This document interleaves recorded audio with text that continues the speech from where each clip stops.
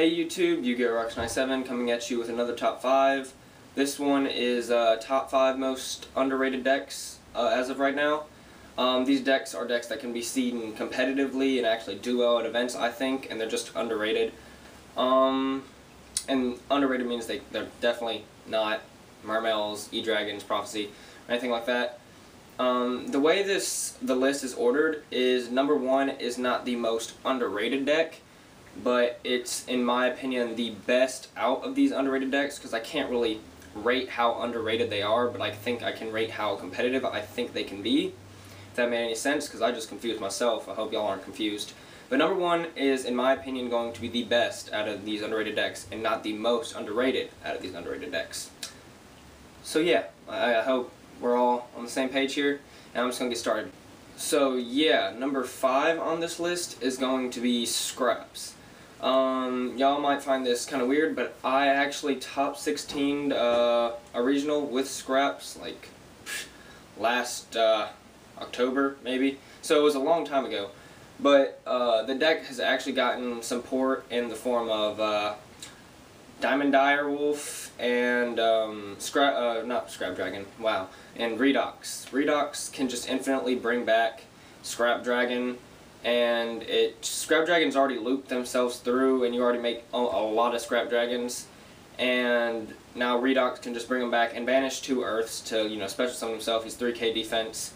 So yeah, he's good, and like, the problem with the deck as of now is Evil Swarm, you can't rank 8, but with stuff like Diamond Dire and the way the deck works, it can make rank 4s just as easy as rank 8s. Rank 4s just as easy as level 8s. So yeah, pretty much, like, if they make an Ophion, you can Chimera into Scrap Beast and make like a Diamond Dire and pop it, or a Maestro can just run it over a Pearl, just run it over. So yeah, the deck has just infinite Scrap Dragons and a lot of utility with rank 4s and level 8s, but you're just going to want to go Scrap Dragon. And yeah, that's why I think Scraps are underrated but can be competitive. So number 4 on this list is going to be Baton Boxers. Baton Boxers are really good because of their boss monster, Lead Yoke. He's just a big gotchi that protects all monsters, and he can get really big. The only reason this deck, I think, is not that good right now is because your boss monster can simply be big-eyed, which is probably one of the most annoying things I've ever seen, is when your Lead Yoke gets taken by something, and it's impossible to get over him. He's so big. But the deck's really good because you can make Lead Yoke, you can make 3 in 3 turns. Like, you can make a Lead Yoke every turn with the way you got Foolish, and Glassjaw keeps bringing stuff back, so it's got like almost infinite recurrence. The only problem is Switch Hitter has to go into like a Baton Boxer, which annoys me, because I end up running out of Lead Yokes eventually if the grind game took that long, and I can't really make any more Exceeds. But the deck has so much recurrence in the form of like Blaster, Warrior Turning Alive, Glassjaw, and Lavalval Chain's really good in there too. But it's just the fact that Lead Yoke is so hard to get around and so big that I consider it like a really good underrated deck.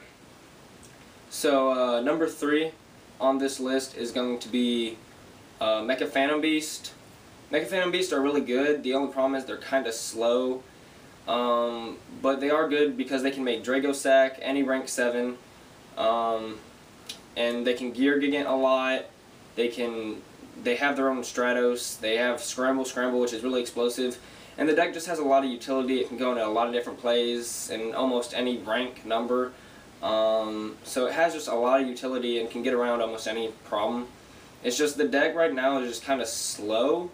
It needs something to make it faster, but it's still like really good, and I think it's, yeah, just a really good deck. Number 2 on this list is Madolche. Madolche, with the addition of Hoot Cake, have just been like really good. Hoot Cake just specials from deck, and it just like sets up for plays and like makes your Messenger Lotto go off, so you can add your Ticket and Field Spell. And Ticket and Field Spell make the deck super advantage-y, like really good on advantage. It's an amazing grind deck, like, because you're always going to be really plus, like you're going to be plus a lot, because Ticket just starts adding deck to hand, and your Field Spell bounces from like where it would go back to the deck to your hand. And Tiramisu can just send stuff back to deck, which is really ridiculous. It gets rid of problems and keeps the problems gone in the deck. and yeah, that's really good. Plus, it's 27 with the field spell, which makes it really big. So that's why I think Madolche are number 2. Like, they're really good, and they can be seen in competitive placing. The problem is, like, Big Eye, it's just the only reason these decks are underrated and can't be like really number 1 decks is because Prophecy, E-Dragons, Mermail, they're all just too fast and can make Big Eye. Anything that can make Big Eye is just really annoying. So yeah, number 1 on this list, what I think is the best underrated deck right now is Infernities. Currently I'm playing Infernities, so yeah, it looks kind of biased-ish, but it's not, because I'm going to explain it. So pretty much all nationals, like in Europe, like there's always been like 1 Infernity top. And yeah, Infernities, they're really good because they swarm the field. They're like the new windups. They can make Shockmaster super easy. They make Shockmaster like really fast. Evolve All Chain can top deck Archfiend for Explosion next turn, or it can dump in Grave, so you can use your cards like Necromancer, Launcher, Reborn, Call, and just set your Grave up, send Stygian. It's really fast, and then it's got trap cards like Infernity Barrier, which is a free Solemn Judgment, and Infernity Break, which is a free Raigeki Break, and it just disrupts your opponent, and it doesn't summon anything like over 18, like it usually keeps monsters at 1800 attack, but there's usually 5 of them to 4 or 5 of these 1800 attack monsters that are swinging for a huge chunk of damage over an OTK, they can't, your opponent can't really get around it because you have like 2 to 3 barriers set, and maybe a break or so, and you just have too much back row for them to get around. And then like drawing Judgment in that deck is just cheating because then you have barriers and Judgment. And the deck's just really fast. It's like the new windups, and makes Shockmaster so fast, which is good against all the meta.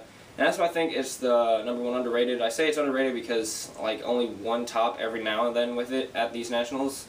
And a lot of people aren't playing them. The only problem the deck really has is consistency issues and drawing a lot of monsters. You only play like 13, but sometimes you draw 5 and you kind of just, you just sit there kind of salty and sad. So yeah, that's it for this top 5. I hope you enjoyed.